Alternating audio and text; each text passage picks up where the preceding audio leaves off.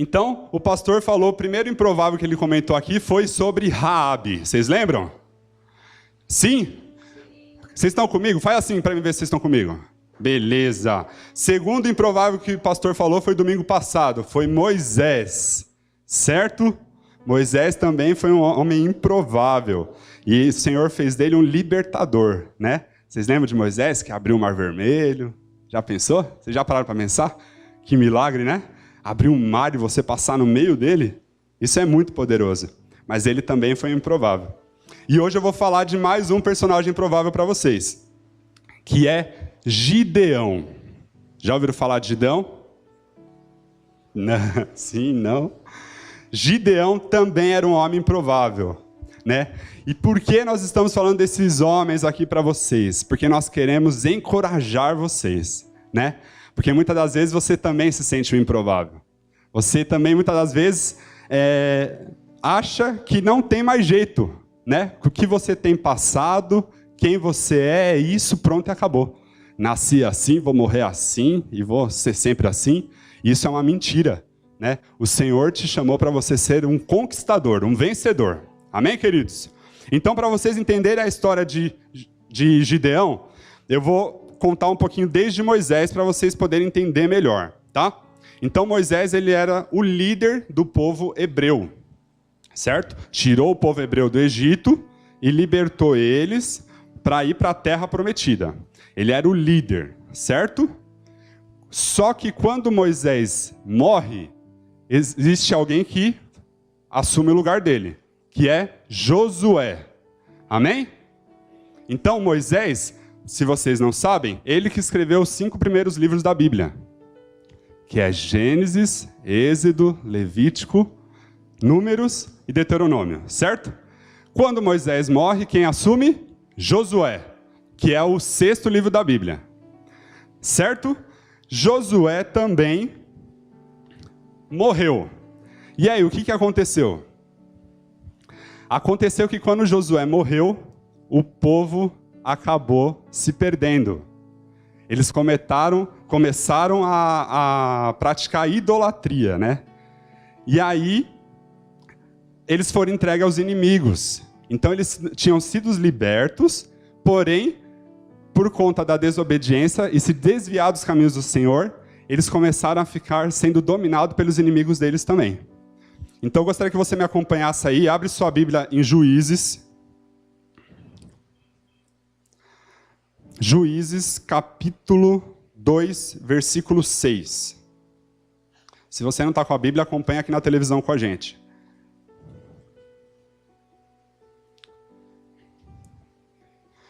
Então, para comprovar que com o que eu estou falando está na Bíblia, no capítulo 2, versículo 6, diz assim: Então Josué se despede do povo, e os filhos de Israel partiram cada qual para a sua herança, a fim de ocupar a terra. Amém? Agora vão lá para o versículo 3, versículo 7. Capítulo 3, versículo 7. Então Moisés morreu, Josué assume, Josué também morreu, só que aí ninguém assumiu.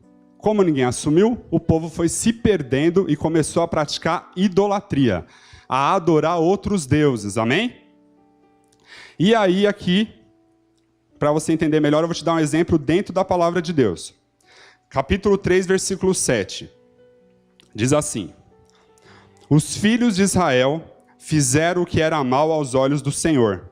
Esqueceram a Yahvé, seu Deus, para adorar e servir aos Baalins e aos postes ídolos da deusa Áxera.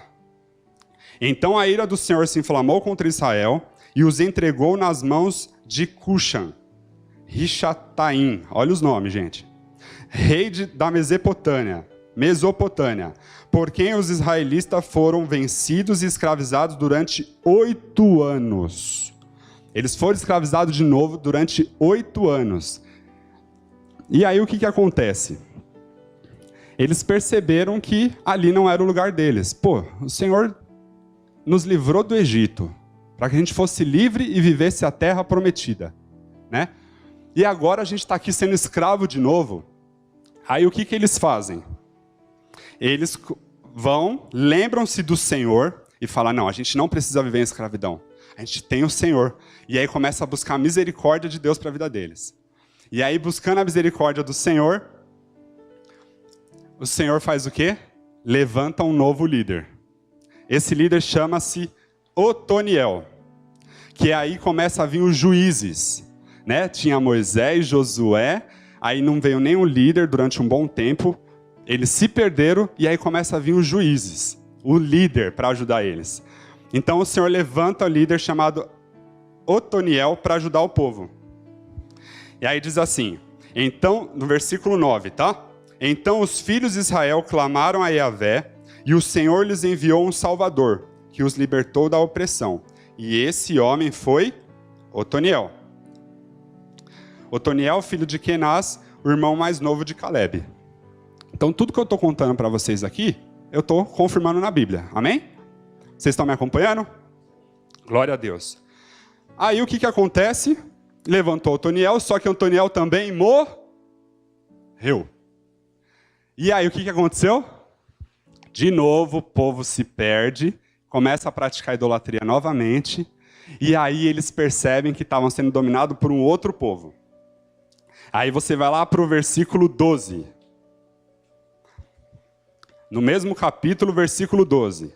Está dizendo aí, depois da morte de Otoniel, o povo de Israel recomeçou a praticar o que era mal aos olhos de Deus. Por este motivo, o Senhor fez com que Eglon, rei de Moabe, se tornasse mais poderoso do que os israelitas. Então o Senhor levantava um juiz, um líder, eles deixavam as práticas mal, né, o que não agradava ao Senhor, e eles venciam.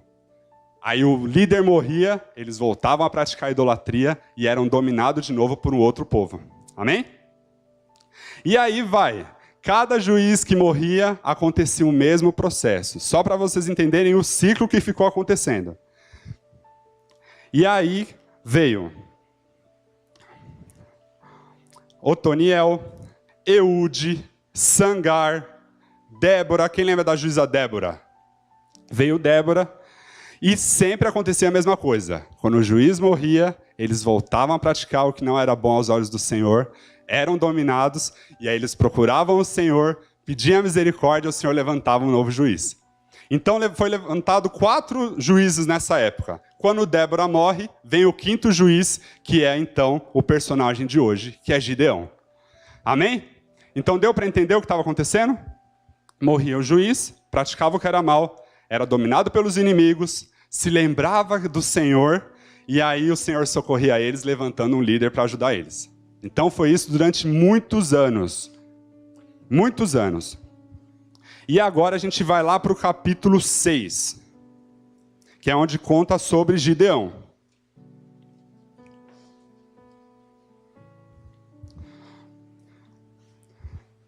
Então no capítulo 6, versículo 1, a gente vai entender como que estava o cenário, como que estava o cenário deles quando o Senhor planejava levantar Gideão. Amém? Então, o povo de Israel estava dessa forma. Ó.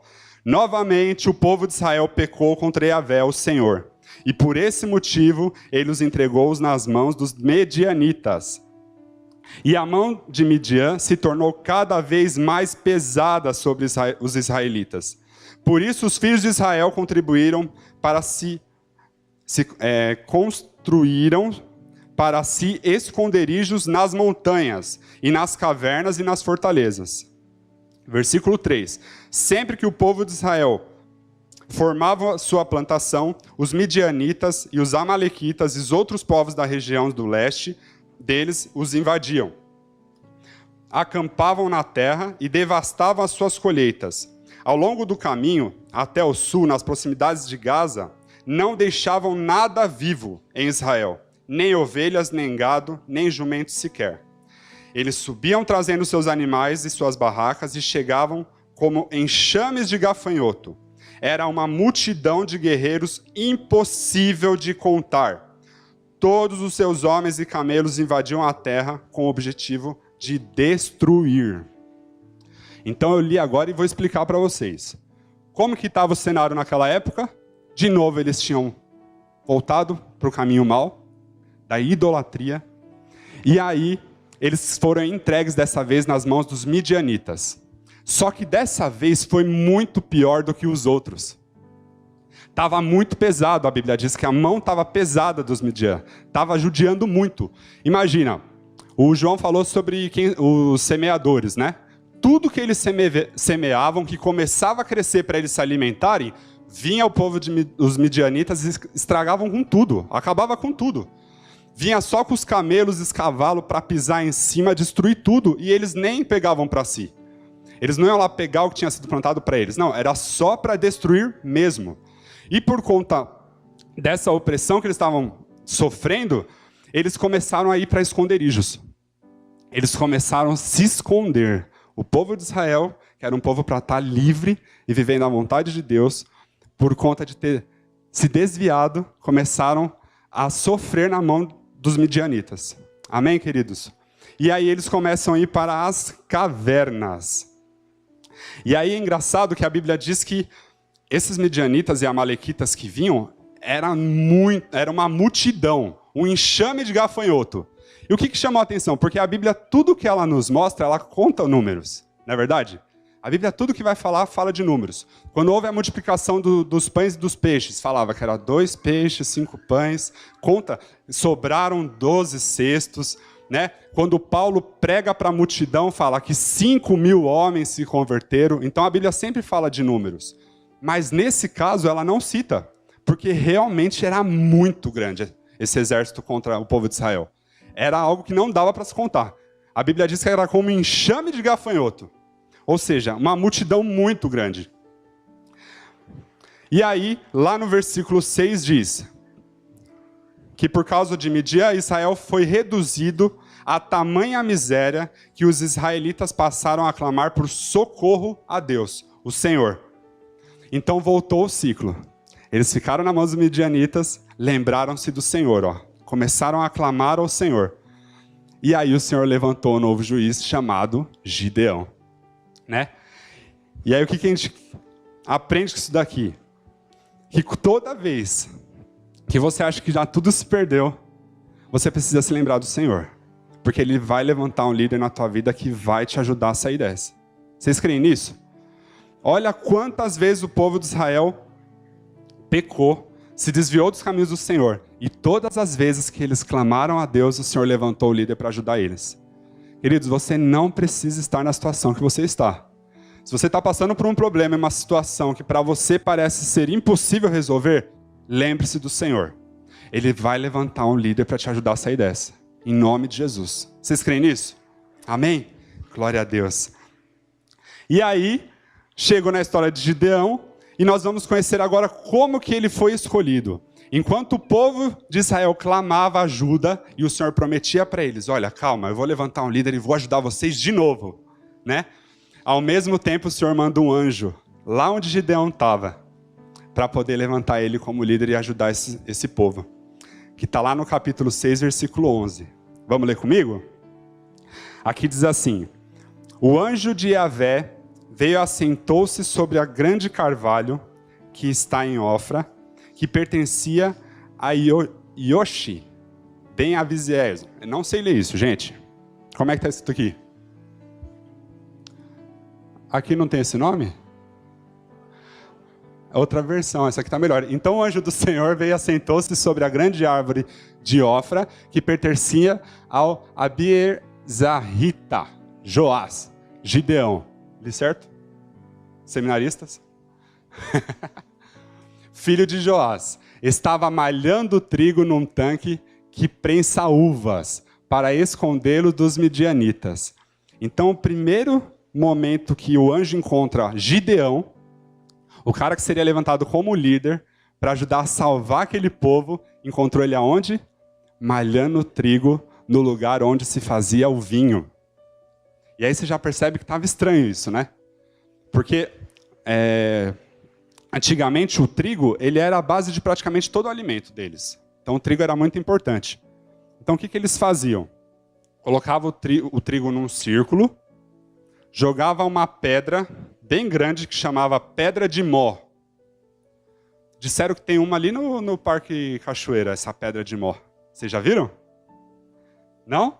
Depois a gente precisa lá conhecer. Essa pedra bem grande, colocava em cima, amarrava essa pedra num animal, e esse animal ia caminhando, e aí ia malhando o trigo para poder ser usado. Amém? Mas ele estava fazendo isso dentro de um lugar que era para fazer o vinho. Tinha coisa errada aí, não tinha não? Então o Senhor já chegou e viu que ele estava no lugar errado. Fazendo trigo no lugar de vinho, você está no lugar errado. De repente, você pode falar assim, rapaz, eu acho que eu estou no lugar errado. Mas quando o anjo viu que ele estava no lugar errado, ele já falou assim, olha, o Senhor me mandou aqui. O Senhor me mandou aqui para estar contigo, valente guerreiro. Que diz lá no versículo 12. Então o cara que estava escondido, malhando trigo no lugar errado, para se esconder e para que eles não viessem tomar aquele trigo deles, o anjo diz para ele que ele era valente e guerreiro. E aí quando o anjo fala isso para ele, lá no versículo 13, Gideão diz, ai meu Senhor, se Yahvé está conosco, por que nos sobrevém toda essa calamidade? Onde estão todas as maravilhas que os nossos pais nos contam quando afirmam, não nos fez Yahvé subir do Egito? Entretanto, agora o Senhor nos abandonou e nos entregou nas mãos dos Midian. Então o Senhor olhou para Gideão e lhe disse, e lhe ordenou, vai com a força que tu tens. Gideão, ele fez o que muitas vezes a gente faz, né? Você vem para a igreja, nossa, vou para a igreja, ouço tantas bênçãos, né? O pastor Bruno, os líderes de célula, falam tanta coisa boa para nós, mas cadê? Cadê, Senhor, tudo isso que o Senhor tem falado? Né? Quem já te pegou falando isso? Ah, Senhor, cadê tudo isso? Cadê essas bênçãos que os meus pais falaram que o Senhor nos daria? Se agora mesmo o Senhor nos abandonou? Né? Quem já se pegou falando isso? Muitas das vezes, né, querido? Mas o Senhor, o que ele fala? Nada. Enquanto ele ficava ali, mas cadê? Cadê o Senhor na minha vida? Cadê as bênçãos que o Senhor prometeu? O engraçado é que o Senhor não responde nada. Nenhuma pergunta que ele faz, o Senhor responde. A única coisa que ele fala é, vai com a força que tu tens. Ou seja, o Senhor não olha como você. Ele já está vendo você vencendo uma batalha lá na frente. Ele já está vendo você conquistando lá na frente, meu irmão.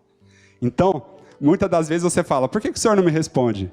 Porque é melhor às vezes não responder. É igual o pastor Bruno fala, tem horas que é melhor fingir demência, né? Tem horas que é melhor não responder. E aí ele ficou lá se lamentando. Toda vez que ele falava com o Senhor, ele falava, ah, Senhor, né? Ah, mas eu... Aí lá no versículo 15 ele fala de novo, ai de mim, Senhor, contestou Gideão, como posso salvar a Israel? O meu clã é o mais pobre da tribo de Manassés, e eu sou a pessoa menos importante da minha família. Mas Yahvé lhe afirmou, eis que estarei contigo, e tu vencerás os medianitas como se fosse um só homem. De novo ele estava lá se lamentando. Ah, Senhor, quem dera, eu vou vencer? Eu vou conseguir sair dessa? Vou nada, né? E ele não acreditava de forma alguma. Por quê? Ele diz aqui que ele fazia parte de um clã. O que é um clã? É a família. Ele fazia parte de uma família que era muito pobre. E dentro dessa família, ele era o menor. Ou seja, ele era muito improvável. Ele era exatamente o que nós estamos pregando, um improvável. E toda vez que o Senhor falava com ele, ele ia com aquilo. Ah, imagina. Ah, para com isso. Eu não sou capaz, né? Mas o Senhor não escutava isso e não respondia. O Senhor falava assim, vai que você é valente. Vai nessa tua força que você vai vencer lá. E aí o que aconteceu? Ele não se encorajava. O anjo falava com ele e ele continuava se desprezando, dizendo que era improvável, né? Quando ele dizia que era de uma família pobre, eu fico imaginando, o quão difícil para ele era entender que ele venceria. Não é verdade? E aí eu me colocando nessa história, eu lembro que logo que meus pais se separaram, a minha família em São Paulo são bem estáveis na vida financeira, né? Todo mundo bem. Mas meus pais se separaram, minha mãe ficou comigo e com meu irmão, então a situação ela apertou. E o que aconteceu? A gente começou a ser desprezado. Porque todo mundo tinha, né? Eu era aquele que os primos todos ganhavam videogame e eu passava alguns meses para ganhar depois. Quem já passou por isso? Aí tinha que ir na casa do primo o tempo todo para jogar até eu poder ganhar o meu, né? E o engraçado é que eu me lembrei numa situação que uma prima minha fez aniversário e aí os meus tios fecharam um parque de diversões inteiro para fazer o aniversário dela lá. Então as crianças iam brincar sem parar e estava tudo certo, não precisava pagar nada. O que minha mãe fez? Me arrumou, falou, não, seus tios vão vir te buscar para você ir nesse aniversário. O que aconteceu, queridos? Fiquei prontinho na escada esperando e eles não foram me buscar. E quando eu vejo a história de Gideão, eu falo, um improvável. Por quê? Eu era de uma família que estava numa situação financeira muito ruim. Meus pais tinham se separado, minha mãe tinha vendido o carro para tentar nos manter. E dentre a minha família que estava pobrezinha ali naquele momento, eu era o mais desprezado. Eu era o menor deles, que nem se lembraram que tinham combinado de me buscar. E aquilo marcou minha vida. E eu não entendia. Então, se um anjo do Senhor aparecesse para mim naquele momento e falasse assim, ei, valente, vai nessa tua força, você vai vencer? Eu falava, Senhor, você está brincando comigo, né? Eu vou vencer o quê? Eu não sou lembrado por ninguém. Ou seja, você precisa se encaixar nessa história, meu irmão. Porque se você é um improvável como eu, é você que o Senhor escolheu para vencer.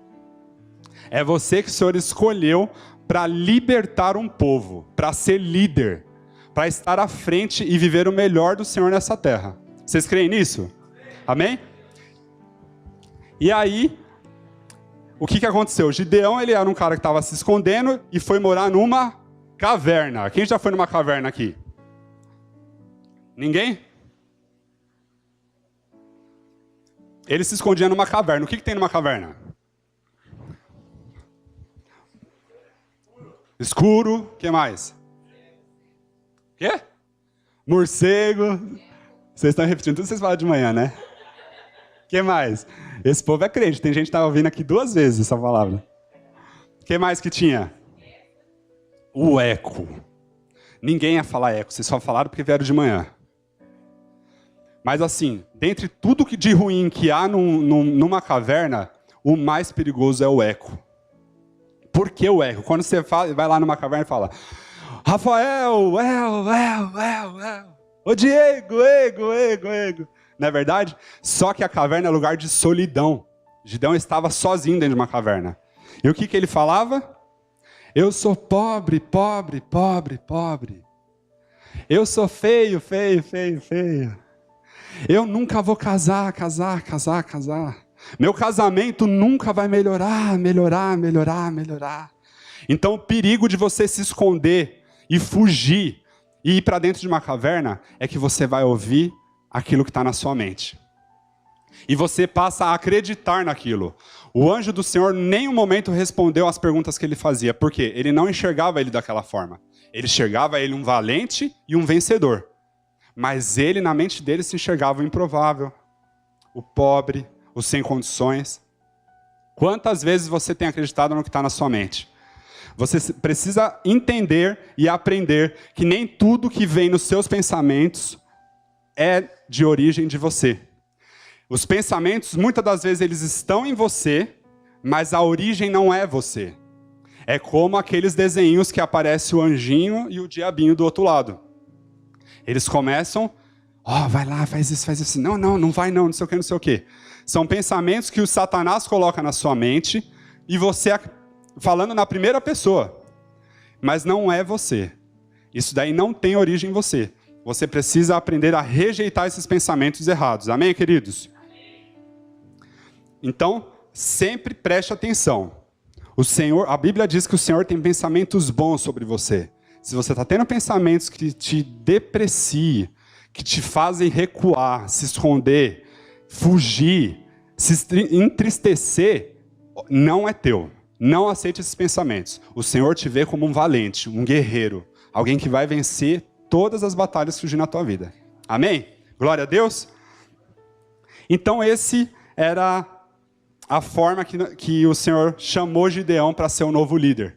E aí o Senhor fala, você é valente. Esse problema que você está passando, você vai vencer ele. Esse exército que a gente nem consegue contar, você vai vencer como se estivesse sozinho.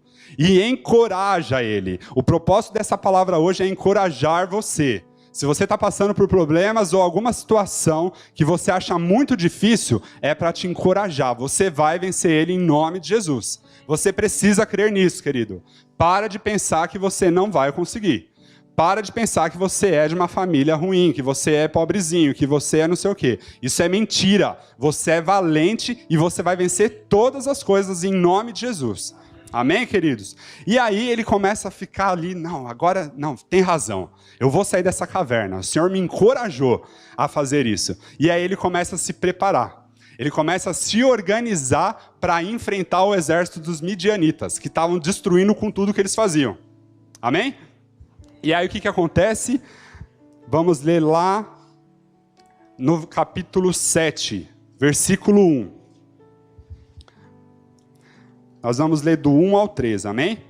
Diz assim: ao raiar do dia, Jerubaal, eu vou ler aqui que é melhor. De madrugada, Jerubaal, isto é, Gideão, por que chamava ele de Jerubaal? Lembra que o povo toda vez saía dos caminhos do Senhor para a idolatria, adorar outros deuses? Tinha um deus chamado Baal. E aí Gideão vai lá e destrói esse deus chamado Baal, para que o povo não voltasse mais à idolatria. E aí deram o nome Jerubaal, que é contra Baal. Amém? Mas é Gideão, é o mesmo personagem.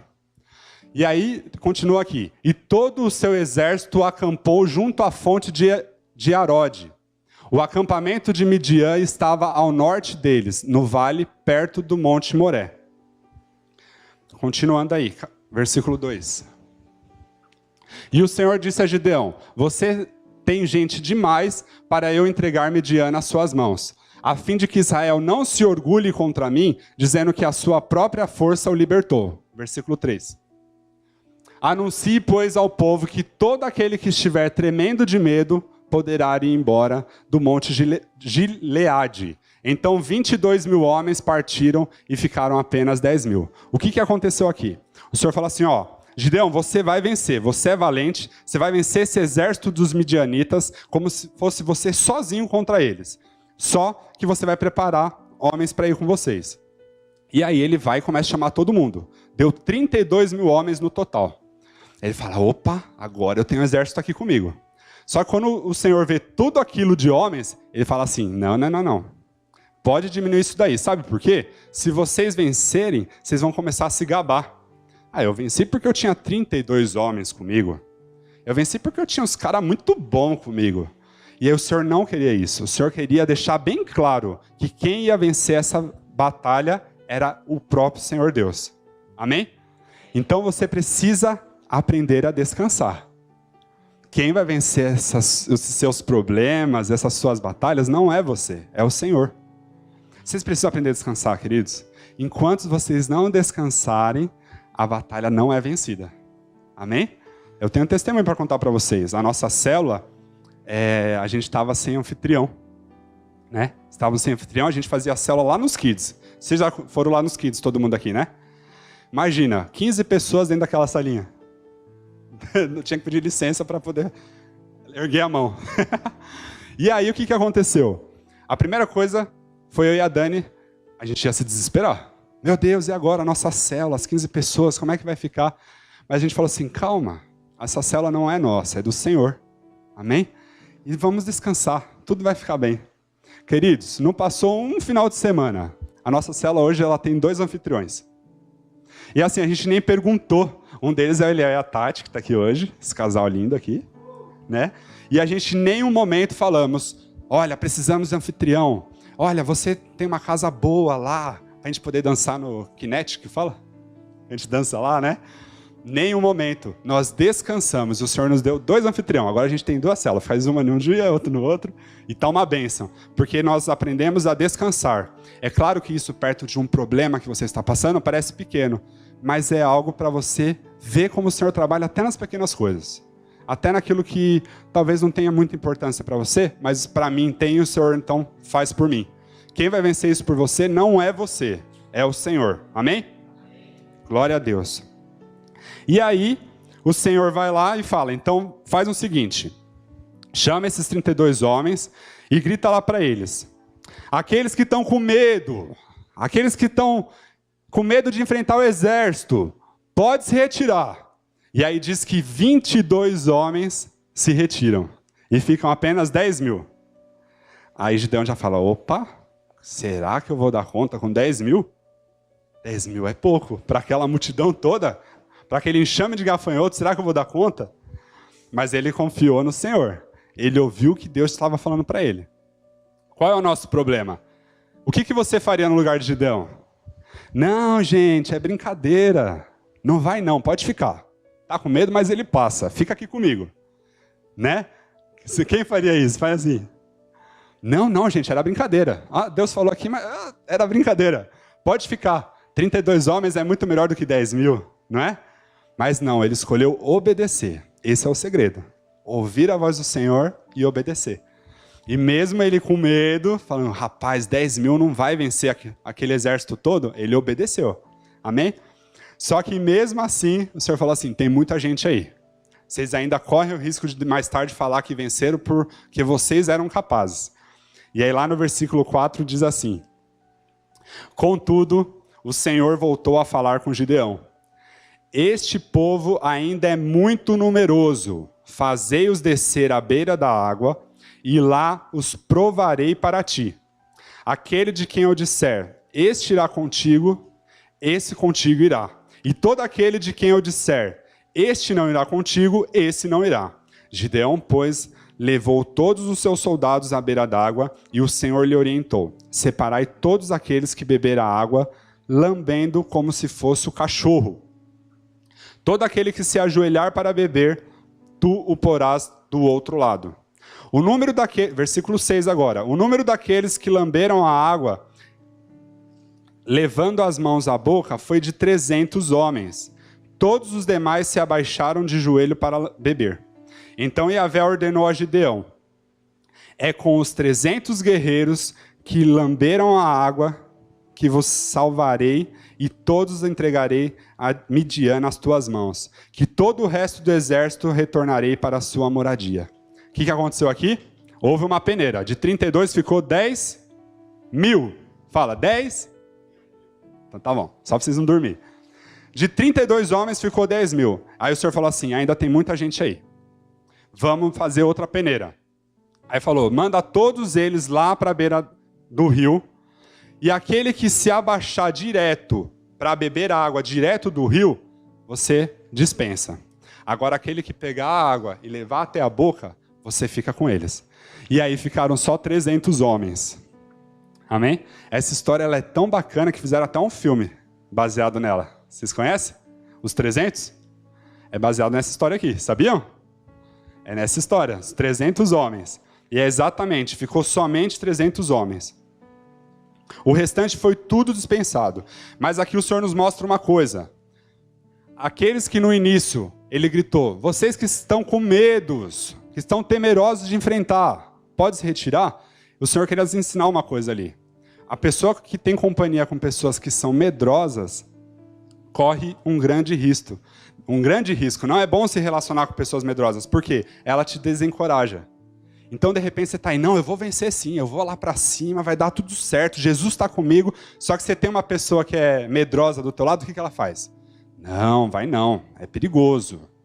Rapaz, você está há tantos anos nesse casamento desse jeito, olha, você vai querer mudar isso agora? Vai não, deixa como está. Meu amigo, você está enfrentando isso há tanto tempo, você vai enfrentar isso agora? Vai não, medrosos. A pessoa medrosa, ela desencoraja aquela que quer vencer. Então o Senhor manda tirar de perto. Amém?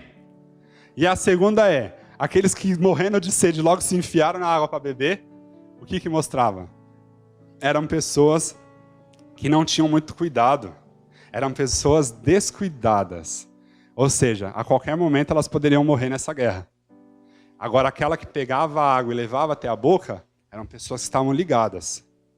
Então, o Senhor quer que você seja ligado. O que Ele quer te dizer nessa noite? Esteja ligado. Né? Isso que eu estou lendo para vocês aqui é uma vitória que Gideão teve. E é a vitória que você vai ter na sua vida. Mas fique ligado. Fica ligado no que o Senhor quer te ensinar hoje. Você não saiu da tua casa para vir aqui à toa. Você veio porque o Senhor tem um propósito na tua vida. E esse problema que você tem passado, você vai vencer. E não é você que vence, é o Senhor. Amém? Glória a Deus. Então, Josué, com os 300 homens, lá no versículo 7. Versículo 7. Deixa eu achar aqui. Do 16 ao 25. Aqui chega o momento da guerra aqui, galera. Chega o momento que Gideão, com os 300, vai enfrentar os midianitas. Aqueles que eram numerosos, que a Bíblia nem conseguia contar. E aí aqui conta como que foi nessa hora. O que aconteceu. E aqui diz assim: ao raiar o dia, Jerubaal, isto é, Gideão, não, no 16, perdão. Então repartiu os 300 guerreiros em 3 pelotões, e deu-lhes a cada um nas suas mãos chofares, trombetas e jarros vazios, com tochas dentro. E ele lhes ordenou: fazei o que me virdes fazer. E eis que quando eu tiver chegado à fronteira do acampamento, o que eu fizer, fazei vós exatamente do mesmo modo. Tocarei o chofar, a trombeta, e todos os que estão comigo, então vos também farei soar os chofares e as trombetas. Ao redor do acampamento, bradareis, por Yahvé e por Gideão. Vou parar aqui um pouquinho. O que aconteceu? Então ele pegou os 300 homens, estava indo para a guerra, enfrentar aquela multidão. E esses 300 homens lá junto com ele. Aquele que estava se escondendo numa caverna e que achava incapaz de tudo, começa a falar assim: presta atenção, tudo que eu fizer, vocês vão fazer também. Ou aquele que ninguém ia seguir, que era o improvável, que não prestava para nada, que era de uma família ruim, pobre, e dessa família ele era o menorzinho lá. Ele começa a ser um exemplo. O Senhor quer que você seja exemplo. O Senhor quer que você seja padrão em tudo o que você fizer e aonde você estiver. O teu casamento não está bom, mas ele vai ser padrão. Ele vai ser perfeito. Vai servir de modelo para os outros. Você crê nisso? Tudo o que você fizer vai ser o melhor, porque é o Senhor que está com você. É o Senhor que vai vencer essa guerra. Amém? E aí ele fala o quê? Então, me seguem. Tudo que eu fizer, vocês vão fazer também. Tem 300 homens lá. Eles estão indo para uma guerra.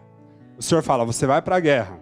Um chofar na mão direita, trombeta, com um vaso de barro e uma tocha. Como é que eles iam vencer essa guerra, gente? Ia fazer o quê? Fala para mim. Não tinha uma espada nessa história. Não tinha uma espada, um escudo, uma flecha, nada. Ele tinha um... Você sabe o que é chofar? Trombeta, sabe? Era feito do chifre do cordeiro. Aquele chifrinho assim. Mas para poder pegar esse chifre, para poder fazer de chofar, o cordeiro tinha que estar morto. Não podia tirar dele vivo. Né? Que isso, o Senhor nos mostra. Né? Que ele, quando eles tocavam a trombeta, era anunciando a morte do cordeiro, a morte do Senhor. Por isso que eles venceram aquela guerra. Amém? Então, o que eles faziam? Agora... é hora de tocar o chofar. Então ele tocava. Como que é o barulho de chofar? Não? Não sei, não faço ideia. Tocava. Na outra mão tinha um vaso. Mas aí a gente só leu até o chofar aqui. Vamos continuar, amém? Onde que eu parei? 18. Tocarei o chofar, a trombeta, e todos os que estão comigo, então... vós também fareis soar os chofares e as trombetas ao redor do acampamento, e bradareis por Yahvé e por Gideão. Então eles tocavam aquilo, eles tocavam o chofar e gritavam: por Yahvé e por Gideão. Só isso que Deus mandou eles fazerem. Você fala, rapaz, vai vencer essa guerra mesmo? No grito. Vai vencer, vocês vão ver. E aí continua aqui. Aí estava 100 guerreiros de um lado, 100 guerreiros atrás e 100 de outros. Tinha 300 ali, amém? Aí no versículo 19.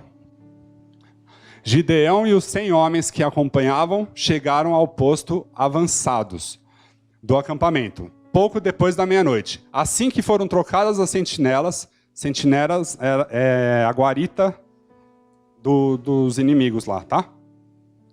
Trocadas as sentinelas, tocaram as suas trombetas e quebraram os jarros que tinham nas mãos. Versículo 20. As três companhias tocaram as trombetas e despedaçaram os jarros, empunhando as tochas com a mão esquerda e as trombetas com a direita, e gritaram: a espada pelo Senhor e por Gideão. Amém? O 21 agora. Cada homem mantinha a sua posição em torno do acampamento, e todos os midianitas fugiram correndo e gritando. Próximo. Versículo 23. Os israelitas de Naphtali, de Asser e de todo Manassés foram convocados e perseguiram os midianitas. Então o que aconteceu? Tocou lá o shofar, por Yahvé e por Gideão, eles gritavam. Depois ele fazia o quê? Quebra o vaso de barro e fica só com a tocha. Quando eles fizeram isso, que eles tocaram, gritaram por Yahvé e por Gideão e quebraram o vaso, a Bíblia diz que os midianitas ficaram desesperados. E eles mesmos pegavam as espadas e começavam a se matar. Desesperados. Ou seja, eles venceram toda aquela guerra, toda aquela batalha, sem fazer nada. A Bíblia diz que do jeitinho que eles estavam plantados, eles ficaram. Eles tocaram o shofar, quebraram o vaso e ergueram a tocha. E eles mesmos começaram a se matar. É assim que o Senhor vai vencer as suas batalhas. É assim que o Senhor vai vencer todos os teus problemas. Você não vai precisar fazer nada. Só ouvir a voz do Senhor e obedecer. É só isso. É só isso que você precisa fazer. E isso de tocar que eu falei tem um significado. Que eles anunciavam a morte do cordeiro. Para fazer esse shofar tinha que ter o cordeiro morto. Amém? Então eles anunciavam a morte do cordeiro. Quando quebrava o vaso de barro, significava que nós só vencemos quando nós reconhecemos que nós não somos nada. Então se você se sente improvável e reconhece que você não é nada, você é um vaso quebrado que não utiliza para nada, você faz parte dos 300. Você faz parte daquele que o Senhor vai vencer todas as suas guerras. Vocês creem nisso, queridos? Amém? Glória a Deus. Diego, vem cá para mim, por favor. Então, em cima dessa palavra, meus irmãos, eu gostaria de convidar vocês a ficarem de pé comigo aqui. E do jeitinho que você está aí, parado, sem fazer nada, eu gostaria que você fechasse os teus olhos. Enquanto o Diego ele vai cantar aqui uma canção. E que você começasse a meditar nessa palavra que foi dita aqui para você agora. Porque a palavra de Deus ela tem poder de transformar a tua vida. Não é o que o Renan disse aqui para você. É o que a palavra de Deus diz sobre a tua vida. Você por muitos anos talvez se sentiu improvável. Por muitos anos você se sentiu injustiçado por fazer parte de uma família pobre. Ou uma família, de repente, não como você queria. Por muito tempo você ficou pensando que era o menor, o mais desprezado, o menor de todos. Mas o Senhor hoje enviou o anjo dele aqui para te chamar de valente. E dizer, vai nessa tua força, porque você vai vencer.